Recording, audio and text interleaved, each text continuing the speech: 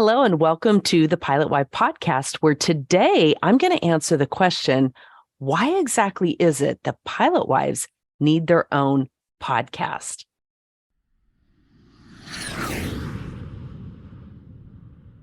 Wheels up, we're airborne. Welcome to the Pilot Wife and Aviation podcast. I'm Jackie Almer, an aviation professional and pilot wife for over 30 years, and I'm your co-captain. I have some free resources to help you live your best aviation and high achieving life at resources.pilotwifepodcast.com. Buckle up, stow your bags, and let's unpack the high altitude life.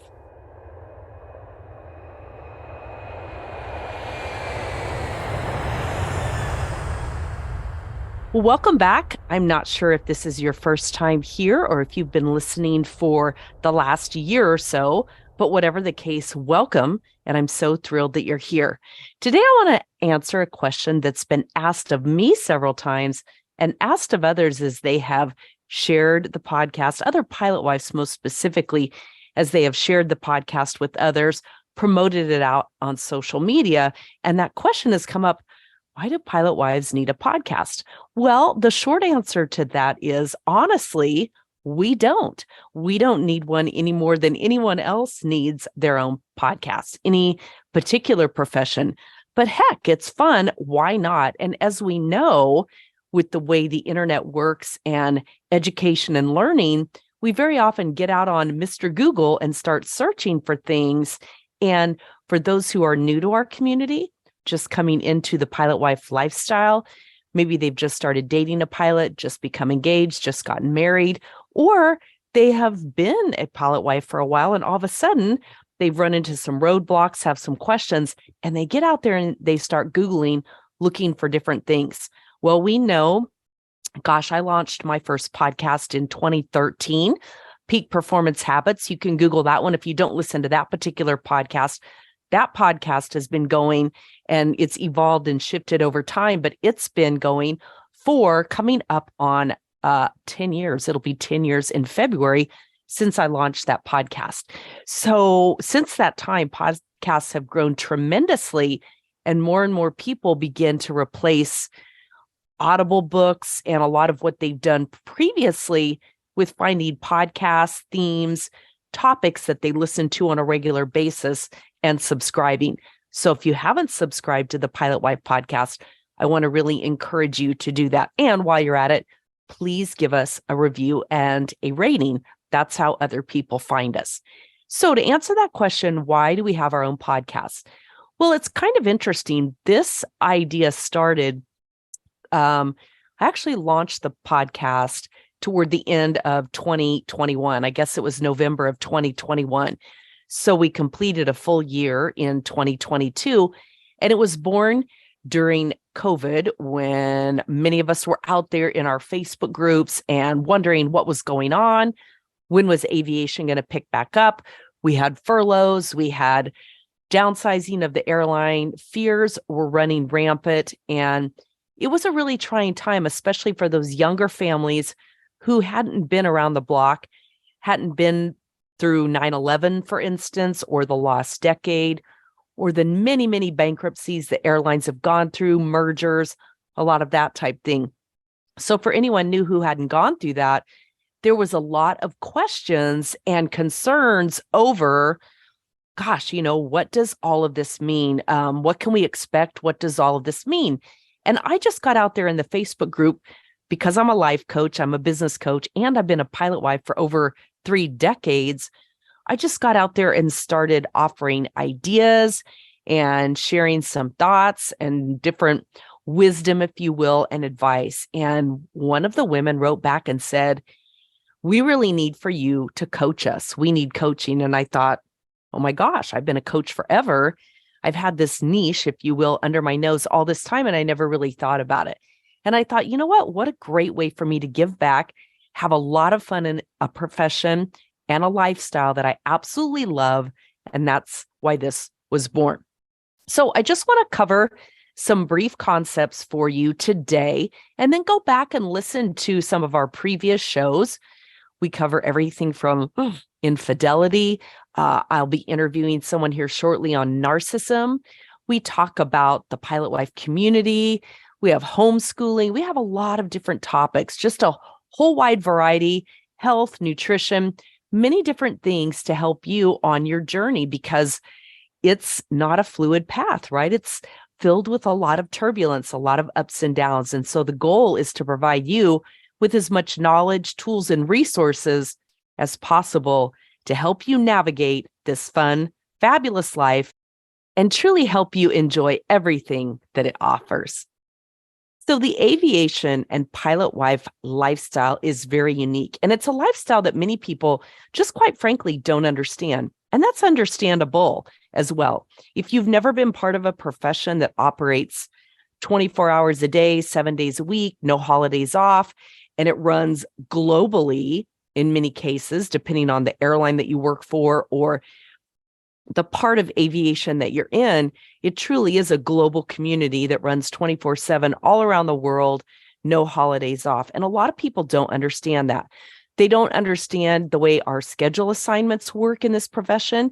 They don't understand why you can't commit to something like a wedding or a graduation or book anything way out into the future. Sometimes even 2 months into the future, you can't absolutely confirm that all of you will be there. You might be able to be there, your children might be able to be there, but often the spouse or the partner who is the pilot is not able to commit to that because they don't have their schedule and won't. Sometimes, just a week or two before the actual event occurs. So for most of us, we have a +1 on standby. Something that I learned to do and get comfortable with early on. I learned to get comfortable with going to events by myself, attending events by myself when I thought I was going to have someone there with me, but because of schedules and delays and canceled flights and mechanicals and weather and all that goes along with that, he would end up being stuck somewhere and unable to attend. So weddings, events, holidays, those are some areas where the pilot wife and the pilot family community can spend a lot of time alone. And that leads to a lot of different conflicting emotions. Fears and insecurities come up, that feeling of isolation and loneliness, that feeling of FOMO. And especially with social media these days, when you're looking at everybody else's A roll and you're running it up against your B roll and you're wondering, heck, what's wrong with me, my family? Why don't I have the same lifestyle that others do? That can create a lot of conflict internally if we're not strong, if we're not confident, and if we're not super secure. And those are some thoughts and feelings and attributes that we very often have to work on. Now, if this is an area that you struggle in, I would love to have a conversation with you. Just go to coach.pilotwifepodcast.com. Fill out the form and let's have a conversation. It's free, but I would love to learn a little bit more about you, learn what's troubling you, what you're struggling with, and just share some insights as to what I've experienced in over 3 decades in this lifestyle, getting closer to 4 decades, if you really want to know the truth, at least my time in aviation. And it's been absolutely fabulous. Now, we also have that thing called protected time, or at least that's something that's always been very important in my family. I know for me, when my husband would get home from a trip, most often the last thing he wanted to do was go be social. He did not want to have a calendar that was all booked up with things to go and do. And this can create a lot of strife too. And it's one of those areas where when I accepted that early on, yes, I argued with it a lot in the beginning because I'm a very social person. But as time went on, I learned to just accept that and do my best and know that he was doing his best and that he didn't have to change to fit my parameters and I didn't have to necessarily change to fit his. Yes, of course, there's always a degree of compromise. That's part of what makes a marriage work, a partnership work, and we learn to navigate that. Neither one of us was happy 100% of the time, and that is just the way life goes, right? I always like to say life is 50-50. That's the way it's going to be. And as long as we can accept that, that's fabulous. And we will have a happy life. So I learned to protect that time when he would first come home. And if I had things I wanted to go and do, or there were social events, I would do that by myself.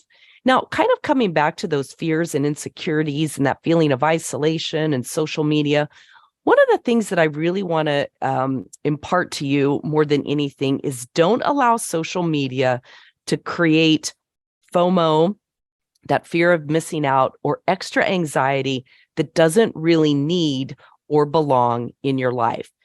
Easier said than done quite often, and I totally get that. But I want you to remember what's real and what's Memorex and what's put out there, designed to give you that dopamine hit, which is what social media does, right? It's a hit of dopamine. When we see different things, it sucks us in and we continue scrolling even more. And it's easy to get caught up in the thought that our life isn't as great as somebody else's. So I really want to caution you not to allow social media to dictate that to you. That can very often happen during the holidays or during those times when we are feeling alone, we are feeling isolated. And that's where the Pilot Wife community can be so important. And that's really what I want to cover next, is how amazing the Pilot Wife community is when you get engaged, get involved, and have a great time. I recently was in Dallas on business and had the opportunity to meet up with probably about 10 other pilot wives in the Dallas area. I live in Phoenix, Scottsdale. So I'm not in that central hub, and it's easy, again, to get caught up in the FOMO of all the fun things that they do. But I was down there on business and I thought, heck, I'm going to schedule something. I'm going to reach out to my contacts there. Had a great time, met a bunch of new ladies, a bunch of new friends, and a whole group of us are about to embark on a trip to Cancun. I believe there are over 70 of us going, and we're just going to have a great time getting to know each other, getting to socialize, share fun stories, share fun events, and share that from a perspective of a lifestyle that many other people don't understand. Now, the funny thing is, I know at least half of us have either purchased tickets or are using miles to get there. Because there are so many of us, we're not going to be flying on our benefits in order to get there. So it's kind of funny. But this is a big girls' trip, a big opportunity for us to come together and, again, create that true sense of community. And you can often only do that with a group of pilot wives. If somebody gets waylaid somewhere and they don't make it in the first night, we don't get distraught. We miss them, but we totally understand how that part of our lifestyle works and how it flows. And we just learn to be accepting of that. Now, for me, I just recently was offered, if you will, had the opportunity drop into my lap with another pilot wife to pick up and step in for someone who was going to be attending a Middle Eastern cruise with her who can't. And it just so happens that it falls over my birthday. What a perfect opportunity. Now, the cool thing is my friend Laura and I are going to have the opportunity to use our flight benefits. We'll leave a couple days early, and we are just going to kind of do the roll of the dice and figure out, I'm in Phoenix, she's in Miami. I'll probably fly to Miami. And from there, we'll just take a look. Are we going to go through London? Are we going to go through Rome? Are we going to go through Germany, perhaps? How are we going to go about getting ourselves from the United States over to where our ship departs, and maybe do so together, maybe have to split up, maybe have to check our bags, carry our bags, whatever. Now, for some people, that creates a lot of stress and anxiety when they think of traveling that way. For me, with over 3 decades of traveling around the world doing this, I'm actually kind of looking forward to the opportunity to just be footloose, fancy-free, and be totally flexible and spontaneous about the way that I end up arriving on this fun, fabulous cruise. Now, it's hard to do that when one of you is an airline person and the other person has to actually buy tickets. And I've certainly traveled that way before, but it's kind of funny because it never fails that it feels like it cramps my style just a little bit.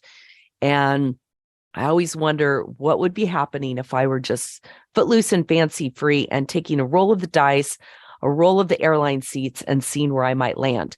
Now, I mentioned the Cancun trip. It's kind of funny. I actually got a fabulous deal using miles, and I'm actually going to be flying confirmed business class. Maybe for the first time ever that I'm actually confirmed.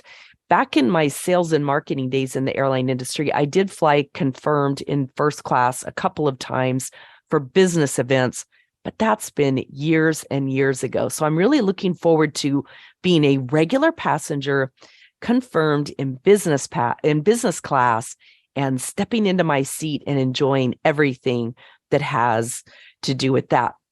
Now, I also have a trip planned for Paris in November, and this time I'm flying with a non-airline friend. So she's going actually to an event. She's actually going to a little convention, a class there. So I will be flying over, meeting up with her, and then she'll be extending her trip and we'll be staying. But that gives me the flexibility to say, okay, she already has a room. So if I get there a day or two early, it's fine. The room's already there. But it gives me the flexibility to look at the schedules, look at the flights, and figure out exactly what it is that I need and want to do in order to get there in a timely way and still have fun and perhaps get a first class or business class seat as I'm flying internationally around the globe. Now, another thing that's really fun in the pilot wife community and the aviation community are kids' activities and homeschooling and all of the travel that can be associated with that. So I know we have a lot of groups of homeschoolers who band together based on where they are hubbed, where their domicile is, where they're based out of, and they will actually plan trips together. There's not a lot of professions where you could say, you know what? How about we fly from Dallas to San Diego? We'll leave in the morning. We'll head to the ocean. We'll go look at some pools and we'll look at some wildlife and some sea life and different things like that. We'll have a nice lunch, head back to the airport, and boom, plan to be home that same evening in Dallas. What a fabulous opportunity to educate your children, to homeschool them, and to incorporate all the beauties that this lifestyle can afford us. Now, it's like anything, you have to plan to be flexible. I don't think I've ever left for home without at least my toothbrush, a change of underwear, and a change of clothes packed, and some extra money stashed for sure, planning that there's a possibility that I'm going to have to get a hotel room and spend an extra night. But honestly, if you plan for it, what I found more than anything is that if you plan for something, it's very often less likely to occur. And also, if you plan for it and it does occur, it makes it kind of seamless, not nearly as stressful, and you can truly enjoy your time with it. So that's what I had to share on today's show, on today's Pilot Wife podcast. I would love to hear from you, any ideas or tips or fun or little bonus things that you have to share about what you enjoy about this lifestyle. And again, like anything, please review and rate the show. It helps others find it. Please send it out to anyone you know who may live this type of lifestyle and might benefit from this. And I'll look forward to sharing with you on the next show.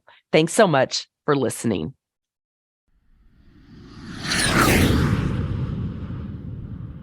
Do you ever find yourself on the struggle bus with relationships, career, or life in general? I'm a mindset and peak performance coach helping women rediscover their own sense of identity and purpose, avoid turbulence, and put their own oxygen mask on first.